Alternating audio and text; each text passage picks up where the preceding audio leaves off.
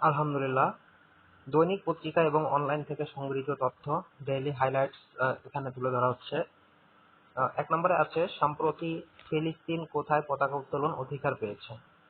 উত্তর হচ্ছে বিশ্ব স্বাস্থ্য সংস্থার সদর দপ্তরে। ২ নম্বরে আছে, ফিলিস্তিনের পতাকা উত্তোলনের প্রস্তাবটি কবে গৃহীত হয়? উত্তর হচ্ছে ২৬শে মে ২০২৫। নেপালের কোন পর্বতারোহী ৩১ বার এভারেস্ট জয় করেছেন? উত্তর হচ্ছে কামিরিতা শেরপা। কামিরিতা শেরপা। কামিরিতা শেরপাকে কি বলা হয়?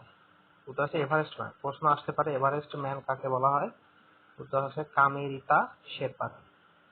বাংলাদেশের মাথা পিছু আয় কত ডলার? উত্তর হচ্ছে ২,৮২০ মার্কিন ডলার। ২,৮২০ মার্কিন ডলার।